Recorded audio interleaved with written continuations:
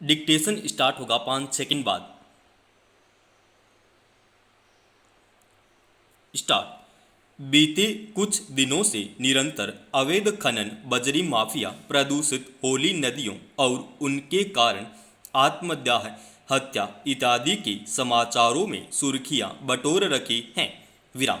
खनन पर रोक और उस रोक को हटाने के लिए पूरे भारतवर्ष में अनेकानेक वाद विभिन्न न्यायालयों में लंबित पड़े हुए हैं। विराम।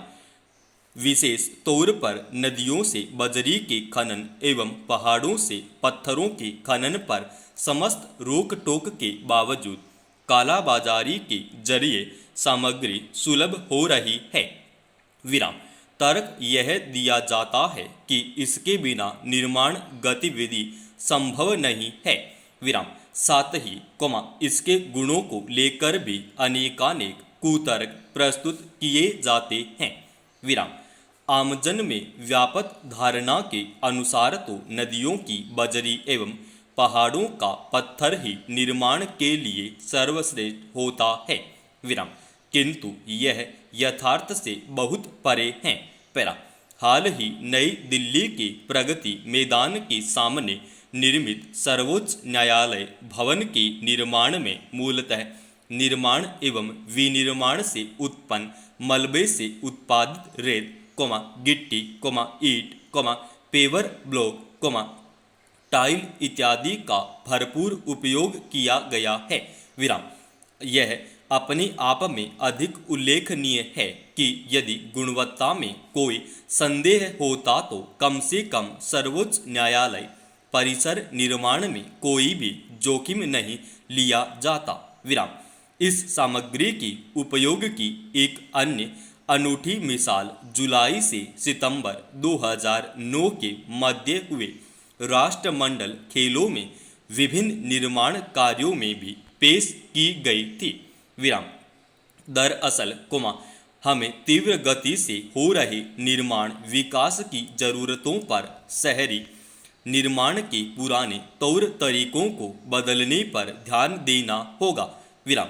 जिस तरह से वैध तरीके से खनन जारी है, हस्र क्या होगा, प्रबुद्ध जन जानकर भी हैरानभिज्ञ बने हुए हैं।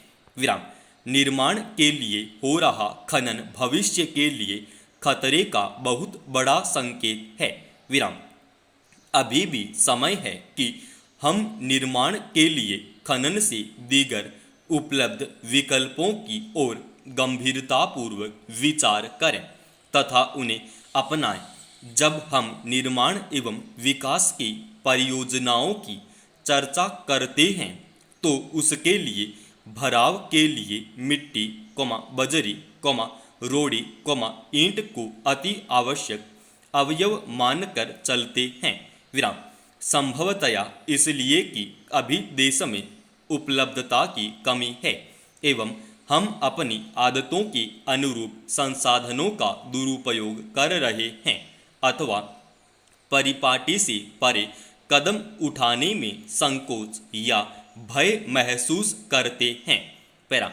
निर्माण सामग्री में उत्खनन उत्पन्न अवयवों का सबसे उपयुक्त विकल्प निर्माण एवं विनिर्माण से उत्पन्न सामग्री मलबे के पुनः चक्रीकरण से उत्पादित प्रसंस्कारित सामग्री है। विराम।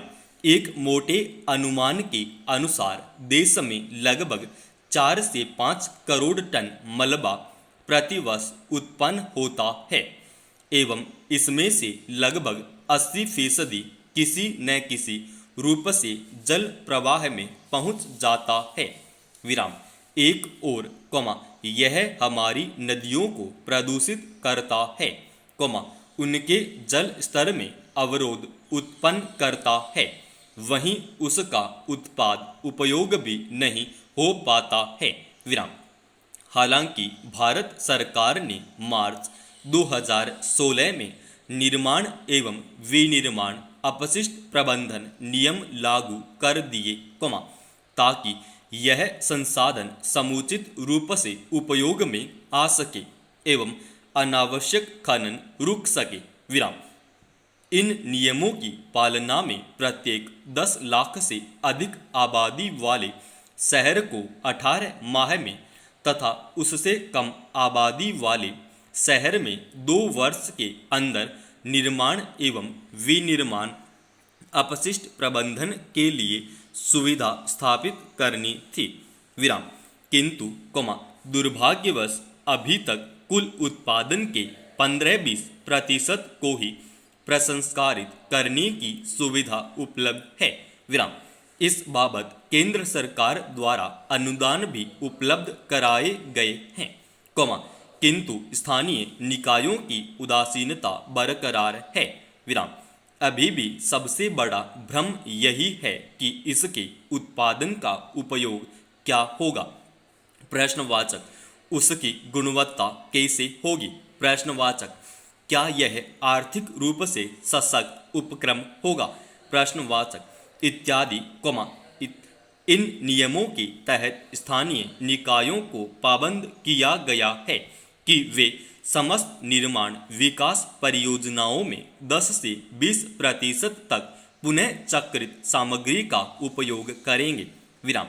साथ ही बड़ी परियोजनाओं जिनमें 20 टन प्रतिदिन अथवा 300 टन प्रति माह अपशिष्ट उत्पन्न होने वाला है, को परियोजना प्रारंभ से पूर्व ही अपनी प्रसंस्करण योजना प्रस्तुत करते हुए स्वीकृत लेना होगा। आवश्यक किया गया है। विराम। उन्हें या तो स्वयं की अथवा सामुदायिक सुविधा का उपयोग करते हुए यह सुनिश्चित करना है कि मलबे का कोई भी कण लैंडफिल अथवा नदी में न जाए। विराम। अन्य नियमों के साथ साथ सर्वोच्च न्यायालय द्वारा वर्ष 2017 में पारित आदेश अनुसार भी जल प्रवाह क्षेत्रों से मलबे को दूर रखने के लिए पाबंद किया गया है। विराम। पैरा। यदि हम मलबे से तैयार सामग्री की गुणवत्ता का विश्लेषण करें तो यह कई मायनों में नैसर्गिक खनन से प्राप्त सामग्री से भी बहुत बेहतर होती है। विराम। आर्थिक रूप से भी इसकी लागत खनन उत्पन्न सामग्री से लगभग आधी रहती है। विराम।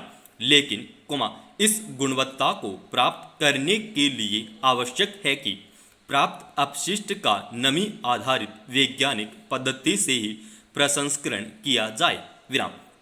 Central building research institute CBRI जैसी संस्थाओं ने इन उत्पादों को प्रमाणीकरण प्रदान किया है। पैरा। उक्त सामग्री के उपयोग से पानी व सीमेंट के उपयोग के साथ साथ खनन और जल स्रोत पर दबाव भी कम होता है। विराम।